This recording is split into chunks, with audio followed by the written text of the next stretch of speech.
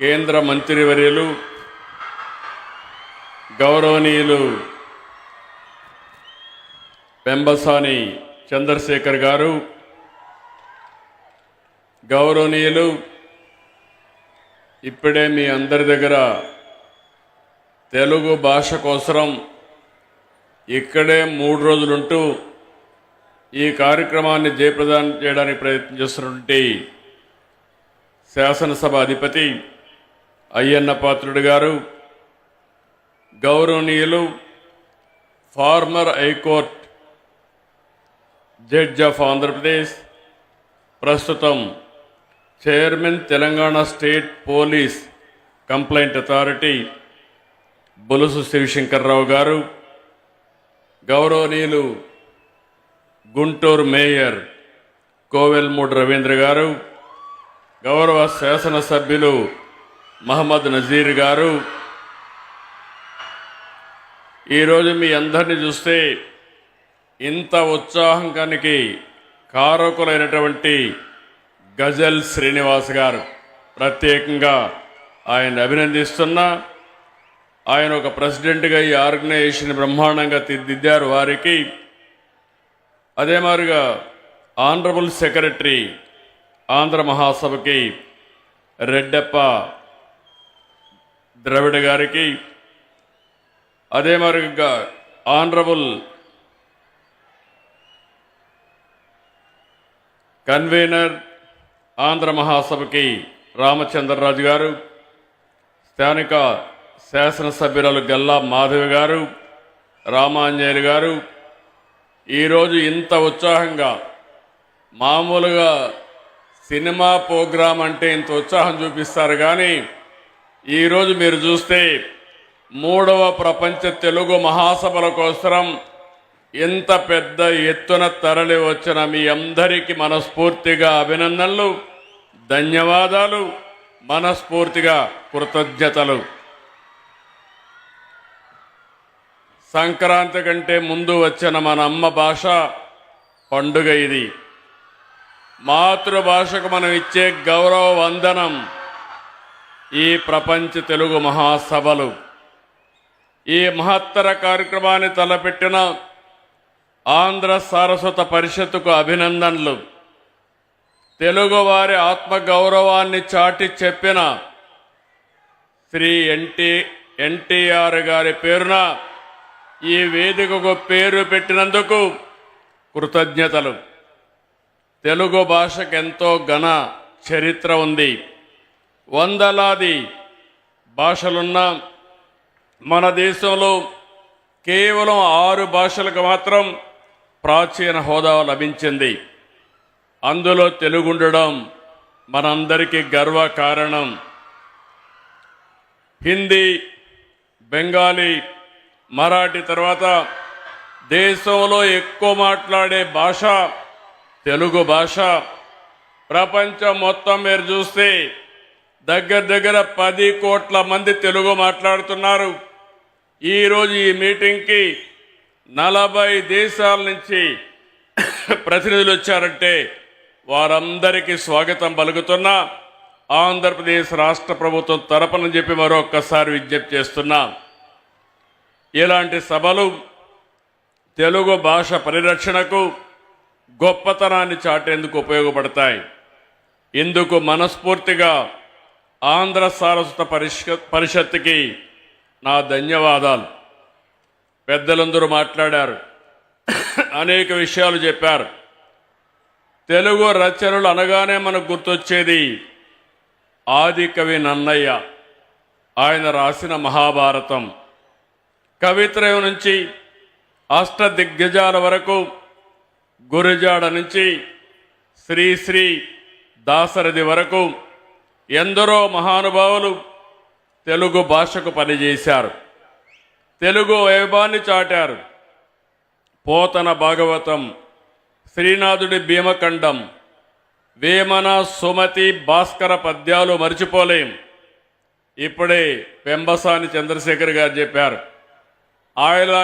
ఆయన ఏ విధంగా అయితే పిల్లలు పెంచుతున్నారో అదేవిధంగా అందరం కానీ పిల్లల్ని పెంచగలిగితే తెలుగు భాష ఎక్కడికి పోదు, ప్రతి ఇంట్లో ఉంటుంది. ప్రపంచంలో మనం ఎక్కడున్నా మన భాష శాశ్వతంగా ఉంటుందని చెప్పి కూడా నేను మీకు తెలియజేస్తున్నా. అన్నమయ్య, రామదాసు, వెంగమాంబ, మొల్ల ఇలా భక్తి మార్గంలోనూ తెలుగుకు వన్నె తెచ్చారు. తెలుగును విశ్వవ్యాప్తం చేశారు. తెలుగు సాహిత్యంలో విశ్వనాథ సత్యనారాయణ, పి నారాయణ రెడ్డి, రావూరి భరద్వాజ జ్ఞానపీఠ అవార్డులు సొంతం చేసుకుని మన ఖ్యాతిని మరింత పెంచారు. గ్రాంధిక భాషకే పరిమితమైన తెలుగు వచనాన్ని ప్రజల వ్యవహార భాషగా మార్చిన మహనీయులు గిడుగు వెంకట రామ్మూర్తి గారిని తెలుగు జాతి ఎప్పటికీ మరవలేదు. నేను తెలుగువాడని, నాది తెలుగుదేశం అని చాటి చెప్పిన ఏకైక నాయకుడు నందమూరి తారక రామారావు గారు.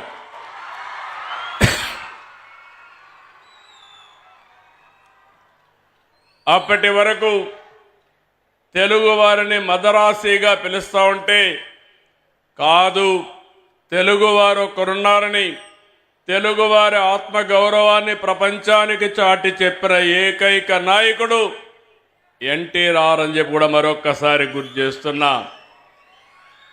దేశంలో మొట్టమొదటిసారిగా భాషా ప్రయుక్త రాష్ట్రాలు రావాలని, తెలుగు మాట్లాడే వారికి ఒక రాష్ట్రం ఉండాలని పోరాడిన వ్యక్తి, ప్రాణత్యాగం చేసి మనకు తెలుగు భాషకు ఒక రాష్ట్రాన్ని ఏర్పాటు చేసిన మహనీయుడు పొట్టి శ్రీరాముల్ని మరవలేమని మరొక్కసారి మీ అందరికీ విజ్ఞప్తి చేస్తున్నా.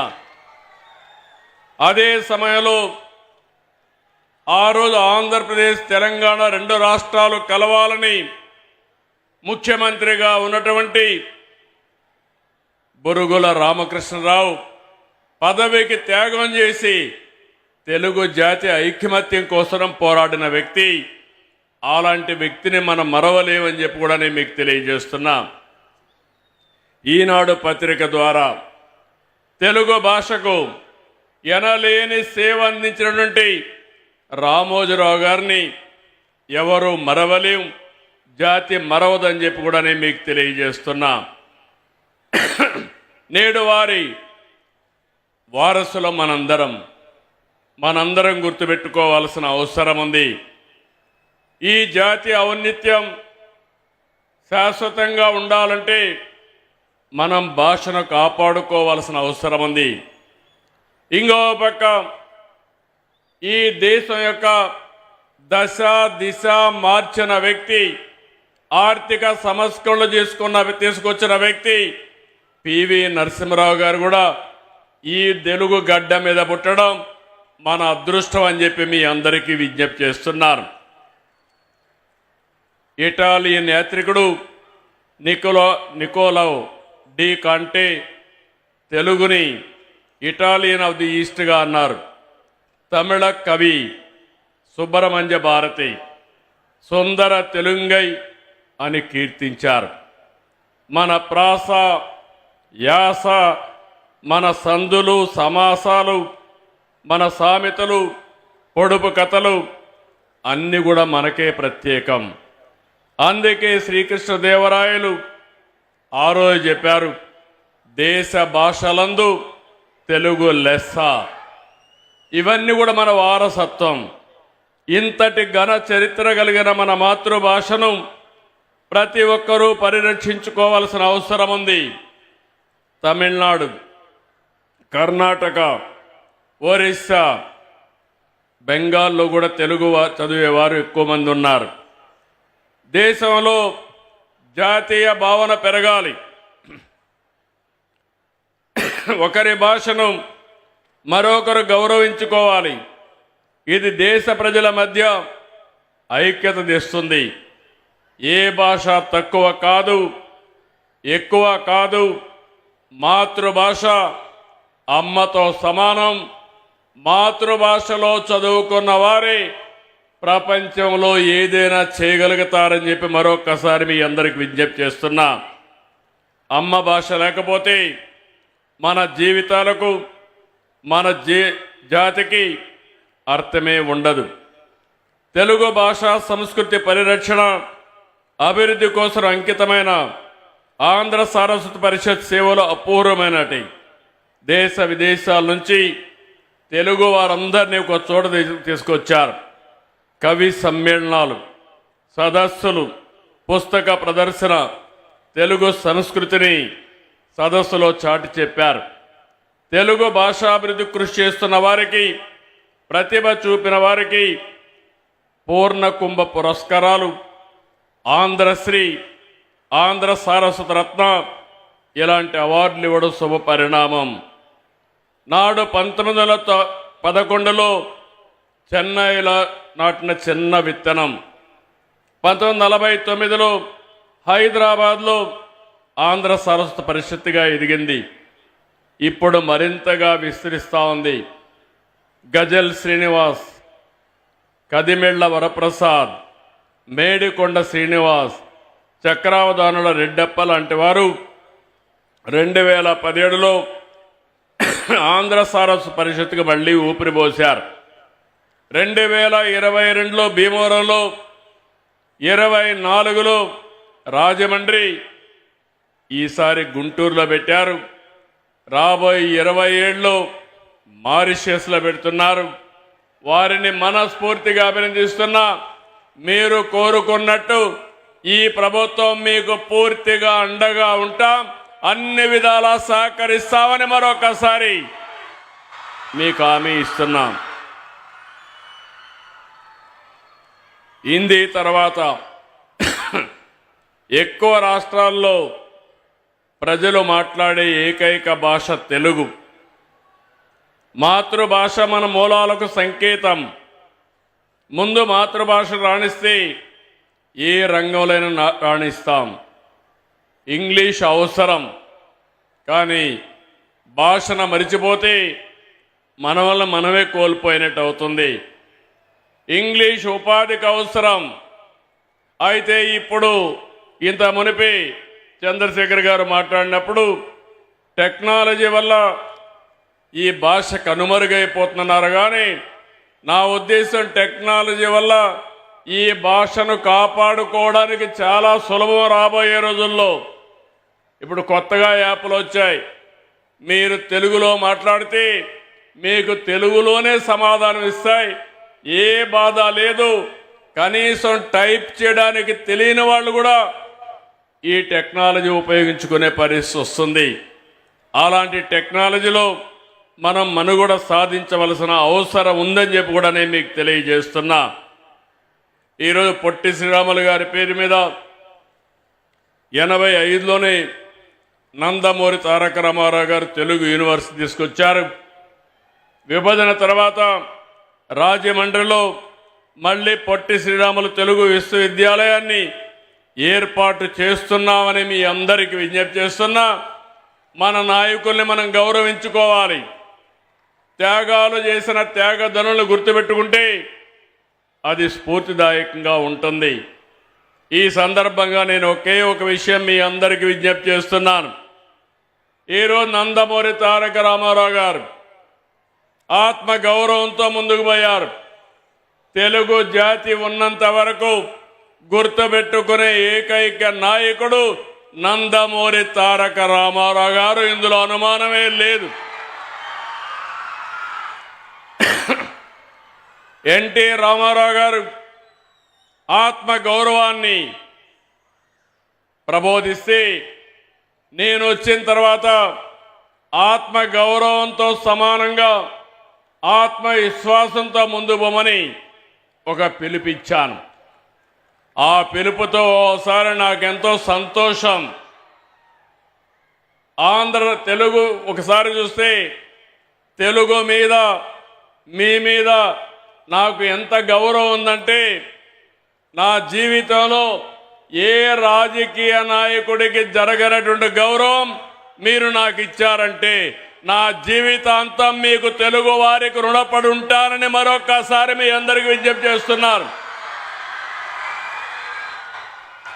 సమైక్య ఆంధ్రప్రదేశ్లో 9.5 సంవత్సరాలు ముఖ్యమంత్రి, 10 సంవత్సరాలు అపోజిషన్ లీడర్ని, ఇక్కడ మళ్ళీ రెండోసారి ముఖ్యమంత్రి. ఈ గౌరవం ఎవ్వరికి రాలేదు. ఆ గౌరవాన్ని మీరు ఇవ్వగలిగారు. ఈరోజు నేను ఒకటే మీ అందరికీ శాశ్వతంగా తెలుగు జాతికి నేను రుణపడి ఉంటాను. ఇంకొక విషయం కూడా మీరు గుర్తుపెట్టుకోవాలి. ఒకప్పుడు తెలుగు జాతి వివిధ ప్రాంతాల్లో ఉంది. కాలక్రమేణా అందరూ ఒకటిగా ఉండాలని ఆ రోజు పొట్టి శ్రీరాములు గారు త్యాగం చేయడం, మళ్ళీ రాష్ట్రం ఒకటిగా కలవడం జరిగింది. తెలుగు జాతి అనేక సందర్భాల్లో కలిసి ఉన్నాం, కొన్ని సందర్భాల్లో విడిపోయాం. ఇప్పుడు తెలుగు జాతికి 2 రాష్ట్రాలు వచ్చాయి, ఒకటి తెలంగాణ, ఒకటి ఆంధ్రప్రదేశ్. మీ అందరూ ఈ సందర్భంగా ఒకటి గుర్తుపెట్టుకోవాల్సిన అవసరం ఉంది. ఆ రోజు నేను ఆలోచించాను, తెలుగు జాతి నాలెడ్జ్ ఎకానమీలో ముందుండాలని 30 సంవత్సరాల కంటే ముందు ఆలోచించి సైబరాబాద్ సిటీ నిర్మాణం చేసి ఐటీకి ప్రాధాన్యత ఇస్తే ఒక్క నిర్ణయం ఈరోజు ప్రపంచం మొత్తం తెలుగువారు అతి ఎక్కువ పర్ క్యాపిటా ఇన్కమ్ సాధిస్తున్నారంటే అది తెలుగువాడి సత్తా అని మరొక్కసారి మీ అందరికీ విజ్ఞప్తి చేస్తున్నాను. ఈరోజు దానికంటే మించిన అవకాశాలు మనకు వచ్చాయి. ఆర్థిక సంస్కరణలు ప్రవేశపెట్టిన వ్యక్తి పివి నరసింహరావు అయితే 1995లో భారతదేశం, అందులో తెలుగు జాతి అందిపుచ్చుకున్న ఆయుధం ఇన్ఫర్మేషన్ టెక్నాలజీ. ఈరోజు మూడోది మీరు ఒకసారి చూస్తే ఈరోజు మొత్తం భారతదేశానికి ఒక అవకాశం, అదే యువ భారతదేశం. యువకులు ఎక్కువ ఉండే దేశం ప్రపంచంలో భారతదేశం. ఇది 47 వరకు ఉంటుంది. అన్ని దేశాలు జనాభా తగ్గిపోతా ఉంది, వయసు మీరిన వాళ్ళు పెరుగుతున్నారు. కానీ భారతదేశానికి మాత్రం అడ్వాంటేజ్ ఉంటుంది. 4వ విషయం మీరు చూస్తే ఒక సమర్థవంతమైన నాయకుడు, right time, right leader, right place, that is Narendra Modi.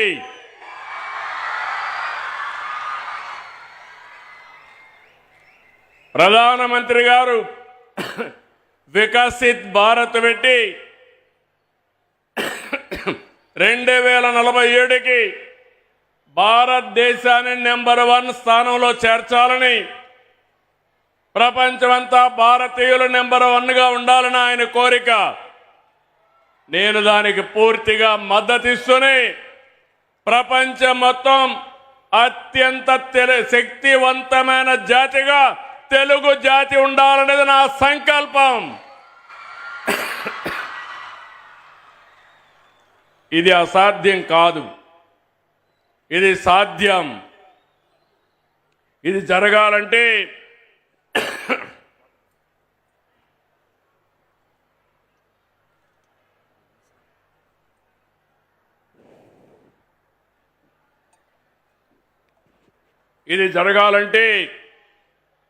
మనలో ఐకమత్యం కూడా పెరగాల్సిన అవసరం ఉంది.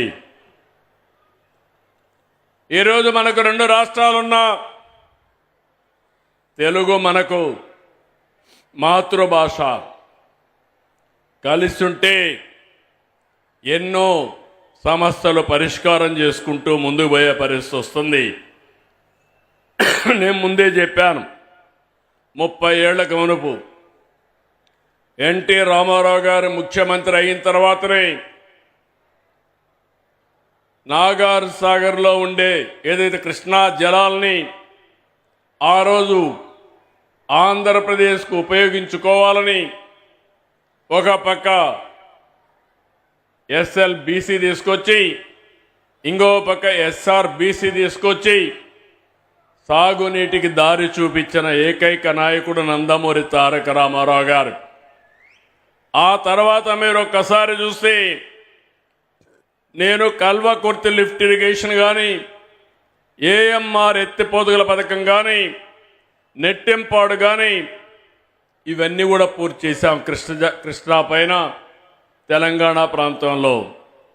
ఇంకో పక్క కృష్ణా డెల్టా మోడర్నైజేషన్ పేరుతో 20 టీఎంసీ నీళ్లు పొదుపు చేసి ఆ నీటిని తెలంగాణకు కేటాయించి భీమా లిఫ్ట్ ఇరిగేషన్ కూడా పూర్తి చేశాం.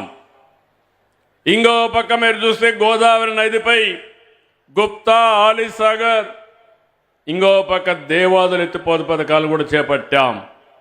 ఆంధ్ర ప్రాంతంలో చేగల్నాడు, పుష్కర, తాటిపూడి ఇలాంటి లిఫ్ట్ ఇరిగేషన్లు తీసుకొచ్చాం. 2014లో పట్టిసీమ ప్రాజెక్టుతో కృష్ణా డెల్టాకు నీరు తీసుకొచ్చాం.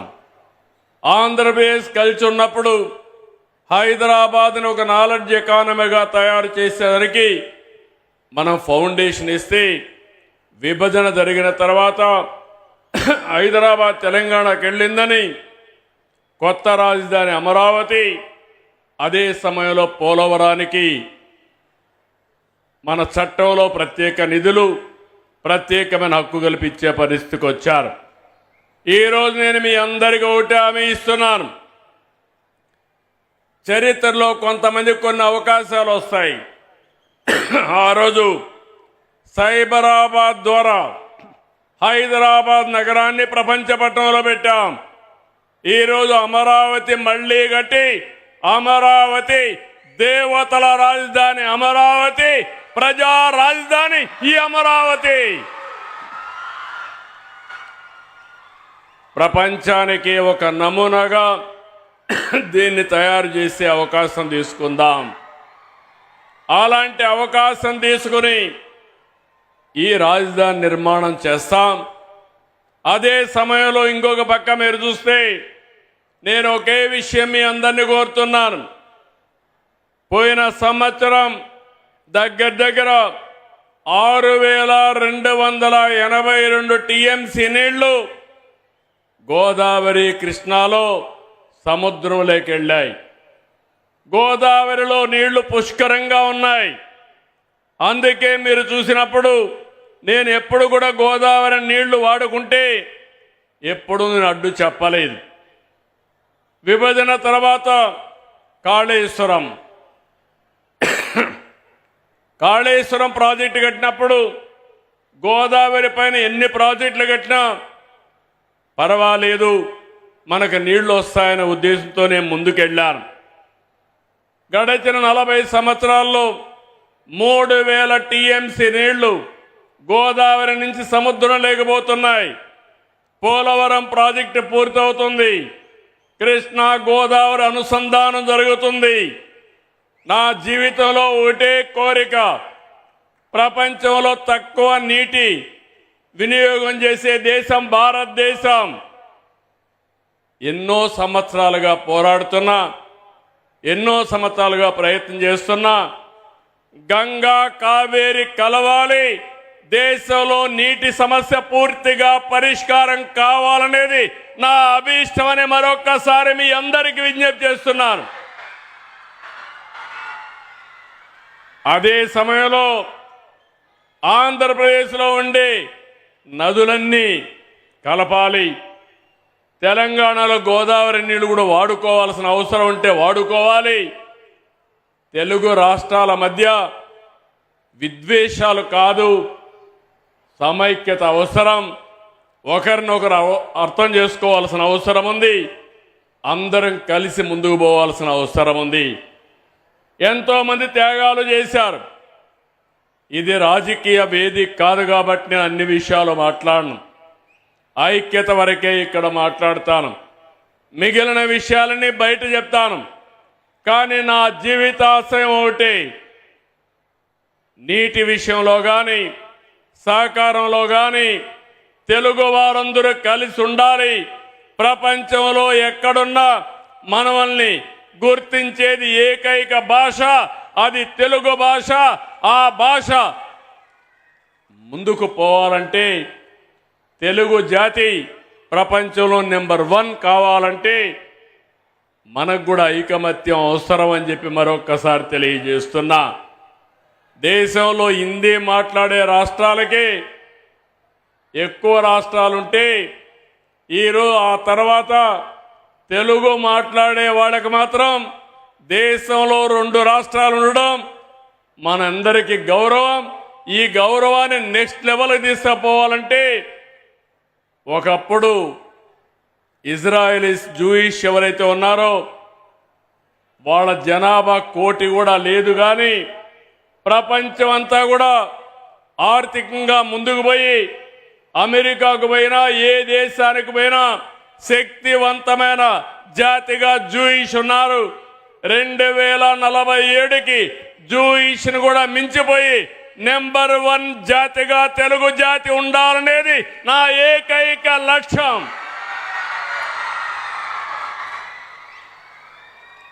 అందులో ఈరోజు ఇక్కడుండే మన మిత్రులందరూ ఇక్కడ ఉన్నారు.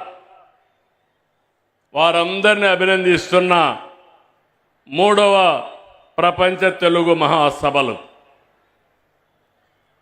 ఈ సభల్ని నిర్వహించినటువంటి ఆర్గనైజేషన్ని మనస్ఫూర్తిగా అభినందిస్తూ ఇప్పుడే కొన్ని విషయాలు మాట్లాడారు. టీచర్స్ అందరూ వచ్చారు. వారందరికీ వచ్చిన వారికి ఓడీగా అనుమతి ఇమ్మన్నారు. తప్పకుండా ఇలాంటి మంచి కార్యక్రమాలకు అటెండ్ అయిన ప్రతి ఒక్కరికి ఓడీగా ట్రీట్ చేస్తామని చెప్పి కూడా నేను మీకు తెలియజేస్తున్నా. ఇంకో పక్కన ఇప్పుడే మన మిత్రులైనటువంటి అయ్యన్న పాత్రుడు గారు, శ్రీనివాస్ గారు కొన్ని విషయాలు చెప్పారు. ఆ విషయాలను చూసినప్పుడు శ్రీనివాస్ గారు అయితే చాలా బాధ్యతగా మాట్లాడుతూ, నేను డబ్బులు అడగను కానీ భాషను ప్రమోట్ చేయడానికి సహకరించమని కోరారు. మనమందరం కూడా ఇంగ్లీష్ క్యాలెండర్ ప్రకారం ఫాలో అవుతాం. ఓసారి మన పండుగల్ని బాగా జరుపుకోవాల్సిన అవసరం ఉంది. ఒకప్పుడు అందరం సిటీలకే పరిమితమయ్యేవారం. ఒక సింపుల్ నిర్ణయం, మా మిస్సెస్ అయితే లేదు మనం ఎప్పుడు ఇక్కడే ఉంటాం, సంక్రాంతికి విధిగా అందరం ఊరికి వెళ్ళాలి, మనం అందరికి ఊరికెళ్ళి వేరే వాళ్ళకు ఆదర్శంగా ఉండాలని గడచిన 20 సంవత్సరాలుగా సంక్రాంతి వస్తే మా బంధువులంతా కలిసి నారావారిపల్లికి వెళ్తాం. ఈ సంవత్సరం కూడా నారావారిపల్లికి వెళ్తున్నామని చెప్పి నేను మీ అందరికీ తెలియజేస్తున్నా. దీనివల్ల సంక్రాంతి కోసం ఇప్పటి నుంచే ప్రిపరేషన్లు ప్రారంభించి సిటీలో ఉండే వాళ్ళందరూ పల్లె బాట పట్టే పరిస్థితికి వచ్చారు. మనం ఒక ఆదర్శంగా ఉంటే మిగిలిన వాళ్ళకు కూడా ఇది అవుతుంది. మనం తెలుగు పండుగలను జరుపుకోవాలి, భారతీయ సంస్కృతిని కాపాడుకోవాలి, కళాకారులను ప్రోత్సహించాలి. తప్పకుండా భవిష్యత్తులో ఒకటే హామీ ఇస్తున్నా, నాటకాలు కానీ పద్యాలు కానీ కవులను కానీ మన వారసత్వ సంపద అయినటువంటి కల్చరల్ సంపదని కాపాడుకుంటాం. ఈరోజు ఒక విషయం మీరు గుర్తుపెట్టుకోవాలి, చాలా దేశాలు ఉన్నాయి. అన్ని దేశాల కంటే ఇండియన్ కల్చర్ చాలా గొప్పది. ఈరోజు మనం వేరే రిలీజియన్స్లో చూస్తున్నాం, వేరే దేశంలో చూస్తున్నాం. తండ్రి కొడుకు అప్పిస్తాడు, కొడుకు తండ్రికి అప్పిస్తారు, విడాకులు వాళ్ళు స్వేచ్ఛగా ఇచ్చుకునే పరిస్థితి వస్తారు. కానీ మనం అందరం సాంప్రదాయ ప్రకారం పెళ్ళి అనేది మనం చేసుకునేది కాదు, స్వర్గంలో జరిగింది, ఎప్పుడో నిర్ణయమైంది. పెళ్లి జరిగిన తర్వాత విడాకులనే మాటే రాకుండా ఉండాలనేది హిందూ సాంప్రదాయం అని మరొకసారి మీ అందరికీ విజ్ఞప్తి చేస్తున్నా. అదే భారతీయ సాంప్రదాయం.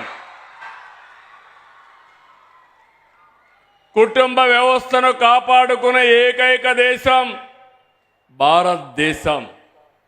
అది హిందువులు కావచ్చు, ముస్లింలు కావచ్చు, క్రిస్టియన్స్ కావచ్చు. అది ఒక భారతదేశానికి ఇండియాకి సొంతం అని చెప్పి కూడా నేను మీకు తెలియజేస్తున్నా. ఇలాంటి గొప్ప విలువలతో మనం ముందుకు పోతున్నాం.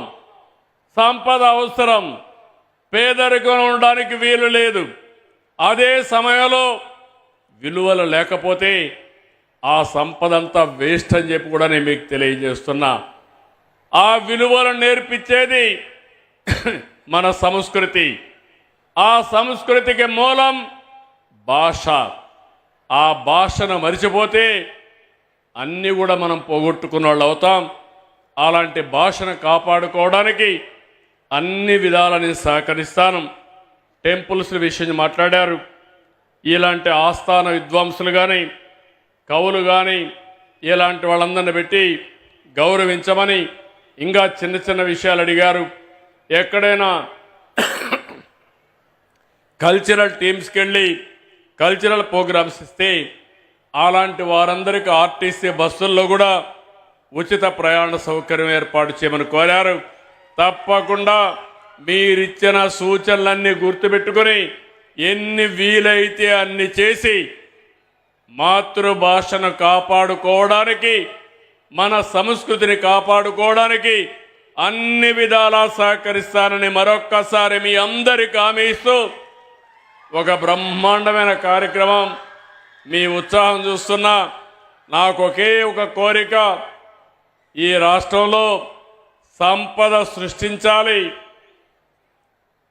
ఆదాయాన్ని పెంచాలి, ఆరోగ్యంగా ఉండాలి, అదే మరిగా ఆనందంగా ఉండాలి.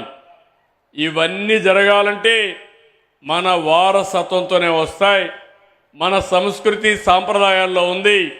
దీన్ని కాపాడుకోవాల్సిందిగా మరొక్కసారి కోరుకుంటూ అందరికీ మరొక్కసారి అభినందనలు. నిన్నే మనవాళ్ళు చెప్పారు కాబట్టి హ్యాపీ న్యూ ఇయర్ అయిపోయింది కాబట్టి అందరికి కూడా సంక్రాంతి శుభాకాంక్షలు. ఘనంగా సంక్రాంతి జరుపుకొని మన వారసత్వాన్ని కాపాడుకోవాల్సిందిగా కోరుకుంటూ అందరికీ నమస్కారాలు, ధన్యవాదాలు. Thank you.